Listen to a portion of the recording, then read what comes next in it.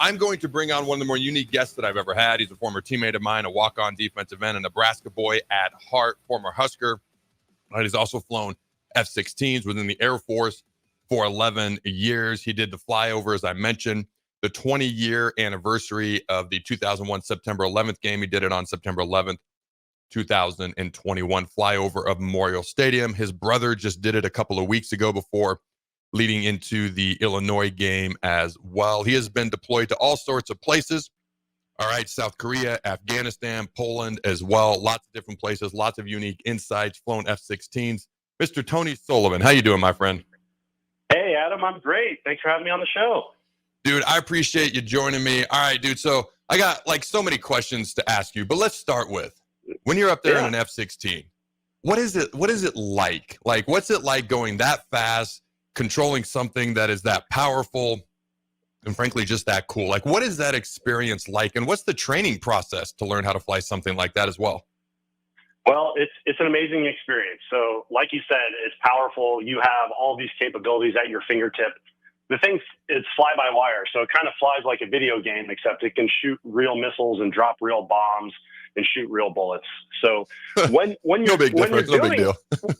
Well, when you're doing it though, it's kind of hard to take a moment and be in the moment. Mm-hmm. You've trained to do it so much that you want it to just be kind of second nature, and it kind of becomes that.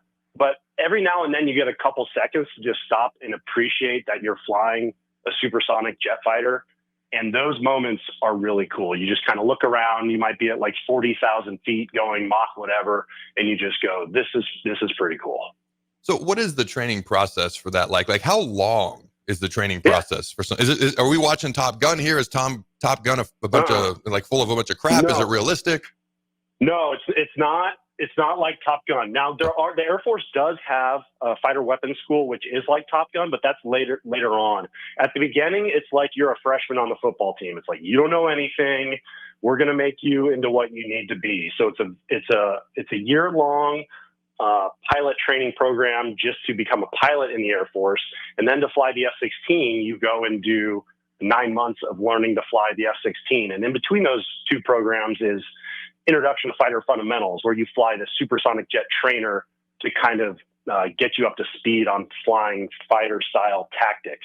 And when you really get into the F-16 training, that 9-month program, that's when it really gets real. And you're like, wow, I'm really going to go fly this thing. And your first 3 flights are in a 2-seat trainer model, but the rest of the F-16s are single seats. So single seat. So you on your 4th flight, you're the only person in the jet. So it's just you taking off in full afterburner, and that's when you realize like you really better know your stuff, because it's all on you. There's an instructor in another jet kind of following you around, but if something goes wrong, you have to know your stuff. So Mach, how many different Machs are there? Forgive me for not knowing, and what are the speeds of each of the Machs? Well, so Mach is just the speed of sound is Mach 1. So the F-16 can go up to like Mach 2.05. So about Mach 2, which is, it depends on your altitude, like how many miles per hour that is. But it's really fast at any altitude. I mean, we're talking like 800 miles an hour. I mean, do you have a estimation? Yeah. If you're down low and you're going 800 miles an hour, you're definitely going way above the speed of sound. We would typically do low levels at 550, 600 miles an hour, which was below the speed of sound. But if you're flying around if you're flying that fast down low, you don't want to be breaking the Mach, as we call it, because then you're going to start blowing out windows and stuff like that. And if you're doing that over the U.S., it's not good. Yeah, it wouldn't be a good idea. Do that somewhere else. So if I ever need to make an immediate like 20-minute stop from Lincoln to Miami, you're the guy I call. Is that correct? Yeah, absolutely. I mean, we could maybe borrow one of the 2-seat trainer versions. Throwing them back, honestly, you're probably too big to fit in that thing. I don't know. I don't know if I'll fit. Yeah. It was a tight fit for me. I mean, I'm 6'3", and I was pushing the upper limits of fitting in that thing. But yeah, if you wanted to go somewhere fast, the F-16 is the thing to be in. So you were in the Air Force for 11 years. All right, you were deployed to South Korea, Afghanistan, Poland. So what was it like being in the Air Force and being deployed to all these different places? What are some of the unique experiences that you've had? Yeah, I mean, being in the Air Force was great. It was an honor, just like it was an honor being on the Husker football team. You know, you know that you're a part of something bigger, and you gotta go out there and show people kind of what you've trained and just do something for your country. It was a great experience. So going to South Korea was a lot of fun. Afghanistan was very serious. We trained really hard for that. Went in 2018. So we were there, you know, helping guys on the ground. You know, we had Marines and Army guys on the ground, and it was very serious business. But it was also really cool. Just like being on a football team, you're there with your bros. I was there with my literal bro. So my little brother is still in the Air Force, and we flew into Afghanistan with him on my wing, flying over Bagram Air Base. So that was a really cool moment to look out my right side and see my little brother on my wing as we're flying into combat. All right. So I'm going to ask, I don't know, you can answer this however you want, because I don't know what you can or can't say. So if you can't say anything, just let me know. Were you ever in a confrontational situation with an adversary from another country? Yes, but, you know, flying in Afghanistan, it was just against enemies on the ground. So they didn't really have an air-to-air fleet to speak of. We would train to fight, you know, peer adversaries all the time. So we would in training, I was in the South Dakota Air National Guard for the majority of my time, and the Iowa Air National Guard for a little bit. But we would train to fight against, you know, these Chinese and Russian style fighters. And when I did a deployment, it was more of a training trip to Poland, we got to fight MiG-29s. So that is a Russian built air-to-air aircraft, which was really cool to do some dogfighting against them. All right, man. So now you're flying for a national airline and you're flying all over the place, in and out of the country. So obviously it's a little bit different job description now. I got to ask, what's harder, flying an F-16, being in the Air Force, or dealing with passengers on a gigantic passenger flight? What's the more challenging job here? Yeah, the F-16 for sure was way more challenging. I mean, that thing could do a lot of things. You were constantly, you know, working the radar and the targeting pod. You're just kind of juggling 3 things at once all the time. The airlines, it's so laid back. You know, I'm just sitting there having my coffee. It's relaxing. It's like a walk in the park, which is the way it should be. You know, the customers don't want anything exciting going on. We do train in simulators every year for emergencies. You know, the FAA has us go through kind of these worst case scenario things. So we're ready in case something goes wrong, which I really think the Air Force helped prepare me for that, because the Air Force is throwing stuff at you all the time, especially in the F-16. So I've always wondered this while I'm on flights. I don't particularly enjoy flights, but I've been on so many, I just had to get over it. It doesn't help, you know, that I'm bigger than average, and I'm rarely comfortable in my seat either. And then every once in a while, somehow I'll randomly get sat next to the next biggest dude on the flight. And then there was one flight where I wasn't the biggest dude, and he ended up next to me, and that was awesome. But I've often wondered, all right, we take off, we land. Obviously, I figure most of that's manual. At least I hope it is. How much of it is just like kind of the co-pilot doing the work once we're at 10,000 feet and above?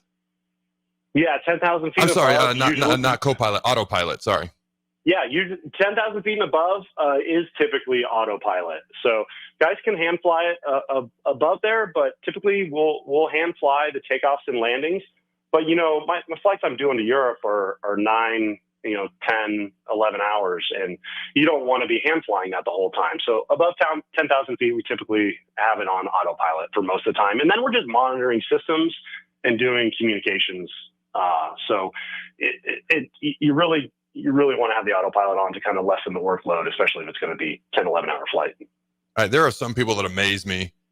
The plane can be basically doing a roller coaster ride with turbulence, and they're unfazed. They're like over there asleep, or they're reading their book. I'm not that way. I'm a big dude. I sweat a lot. And when I sweat, you can tell. And so I've been on flights where my son has literally looked at me and been like, are you okay? Like he's whispering, are you okay? And I'm like, I don't think so. Yeah. I don't think that I'm okay. I really don't. Like there's sweat pouring off of me. And like I've gotten a lot better, but I've literally been on some roller coaster rides. So I'm just going to ask the questions that are in my head in these moments. How bad does the turbulence have to be for things to really go south in a passenger airliner? Well, Adam, most of the time, that's just us clicking off the autopilot and just rocking the conrols. Just to make I could see you doing that. I could totally see you doing that. No, I'm just kidding. No, oh my gosh, you should watch some YouTube videos. They stress test these wings to go through anything. So it's just the airplane's going to be fine no matter what we go through. And we have radar system on the plane that shows us where the thunderstorms are. So we'll steer around the bad stuff. There's clear air turbulence, but clear air turbulence isn't, even though it might feel rough in back, like the planes are super safe. Everything's going to be fine. All right, I feel slightly better. I saw you lie to a few college girls to get to, there was a means to an end, so I don't know how much I trust that statement, but I'm going to take you at your word here. I don't know about that. Hey, most of the things said on this show are true, most of them, anyways. Yeah, all right, for sure. I do want to ask, the day you got to do the flyover Memorial Stadium, what was that like, and how special was that to you? Well, that was amazing. So to be a walk-on the football team and having played football there, and then to go join the Air Force and years later get to come back and do a flyover.